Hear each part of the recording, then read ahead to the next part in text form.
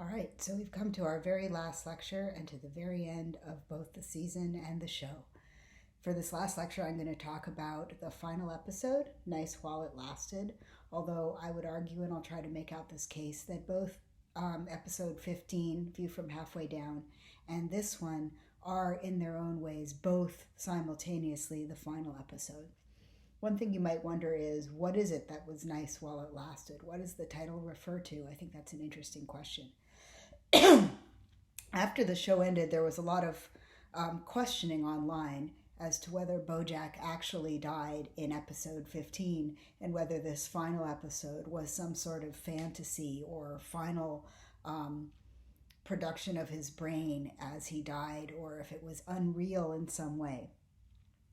I don't think there's any evidence to support the idea that this is simply a fantasy, that it didn't happen, and that it's not part of the show.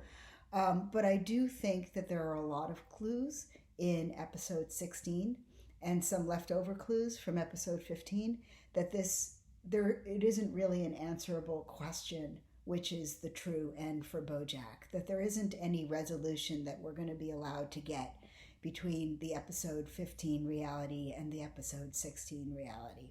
Remember, I said last time that the view from halfway down was a view from a kind of a Heisenberg state where he's suspended between life and death, and it could go either way. He could live or he could die. And I think that we get both endings given to us, and it's just misunderstanding the metaphysical flatness of the show to think that we can settle it one way or another.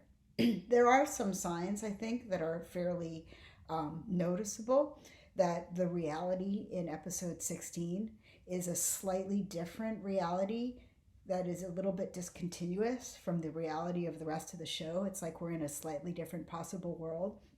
Just a few of the clues that I noticed, and you might notice some more. One is honeydew suddenly tastes good to Bojack when he's hated it throughout the series. It's a cute one. The plot is a little bit fantasy-like in the sense that he supposedly is sent to Supermax prison for a breaking and entering, which doesn't make any sense to start with, but then also, for some reason or other, from Supermax prison, he gets let out easily enough to go to his friend's wedding. Neither of these seem to be the way that the real world works. Princess Caroline's dream wedding seems kind of fantasy-like. She's a character who never gets to have her dreams fulfilled, and this fantasy wedding seems just a little bit too perfect. By the way, notice, because we were talking about performative identity a couple of lectures ago, the wedding is explicitly performative, right? She's going through the wedding ritual in order to perform it for others and get uptake from others. But it's an iteration of the actual legal wedding that she already had earlier. So she's explicitly engaged in a performative wedding here, which is kind of cool. Diane has also kind of reached her fantasy fulfillment with her new boyfriend and her perfect marriage, which seems a little bit out of character. And noticeably, Diane and Bojack in the end of the episode, and we'll come back and talk to this more, are finally able to let one another go after an entire 6-season arc of neither of them being able to do that. We have, this is almost an explicit clue, right? We get the transformation of what has been Hollywoo since season 1 into a different alternate reality, Hollywoob with a B. So we started with Hollywood, then we constructed a slightly different world, Hollywoo, which is kind of parallel to Hollywood, and now we're in Hollywoob. So I would suggest that that's another hint that we're in a slightly different reality here. Again, I'm not claiming that what happens in episode 6 is a fantasy or not real. I'm claiming that what we're being given here is two realities that sit side by side, and the viewer is stuck not being able to resolve between them in an important sense.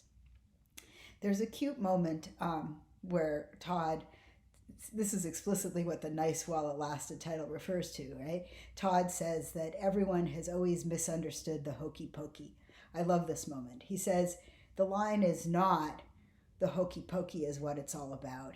It's you do the hokey pokey and you turn yourself around, and that's what it's all about. So what it's all about, Todd claims, is turning yourself around, not doing the hokey pokey.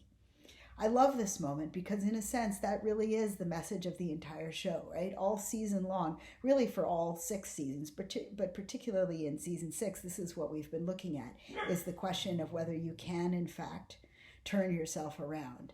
And it's hilarious that it's Todd who comes up with this insight. Bojack then says that he thinks that Todd is overthinking the intentions of the hokey pokey people by trying to read this deep meaning into it about turning yourself around. And then here's where we come to the point that I really want to get out of this.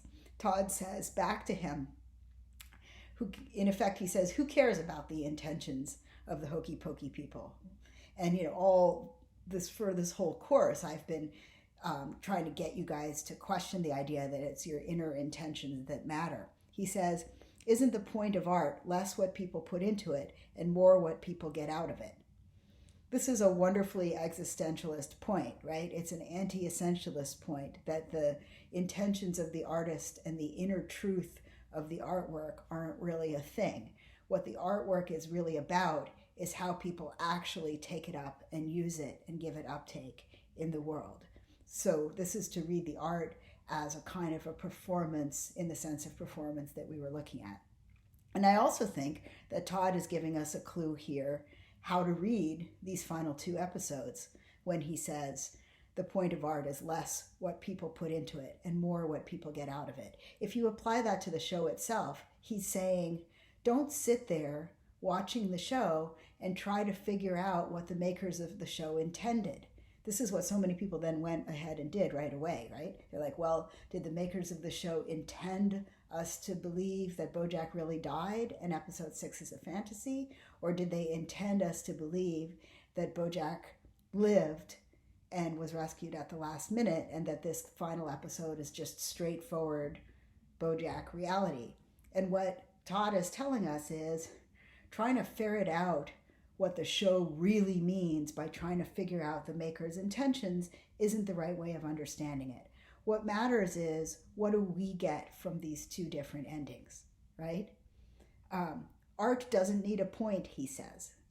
There doesn't have to be a settled reality, a final end point to the story, a point at which we can go, oh, okay, I get it. Here's the one thing that this artwork is telling us. Rather, the artwork can be fundamentally ambiguous. It doesn't matter what it was meant to portray. It portrays several different things, and which one we give uptake to and how it's meaningful for us is what matters. Or at least so Todd suggests, and I think it's a good reading of the show itself. So ultimately, I would like to suggest there's no answer as to whether this final episode is real or not. It's kind of a mistaken question, right? I mean, after all, the whole show is fictional. None of it is real. So what are we really asking when we ask if it's real? The only thing we could be asking is what the makers had in mind when they gave it to us, and that's not the interesting question. The interesting thing that the show does, I think, is quite different. What the show does is it gives us 2 ends. It shows us, here's how the show ends with Bojack dying. Here's how the show ends with Bojack not dying. To put the point another way, to frame those 2 ends slightly differently, it says, here's how the show ends if the narrative just stops abruptly without any kind of closure or resolution. People just walk into the nothingness. And then it says, here's how the show ends if these characters all get to have completed narrative arcs and to get to finish their story, right? Carolyn gets her wedding. Mr. Peanut Butter finds self-knowledge, finally. Bojack becomes a better person and it looks like his career is going to be saved. Diane gets to move off and start her new life. These are narrative arcs that are finished. So on the one hand, you have the ending where Bojack dies and the narratives are cut off. On the other hand, you have the narrative where Bojack lives and the narratives get to finish. We'll come back to the conversation with Diane and it finishing in just a moment. And what I'm suggesting is we are simply given those 2 endings. There's no underlying truth of the matter about which is the real ending. That's to think that the fictional world and the art world works like the real world, and it just doesn't. In the art world, those 2 ends just sit there. And we are the ones who have to figure out what we need to take out of each of those endings, what they mean for us, and what they tell us.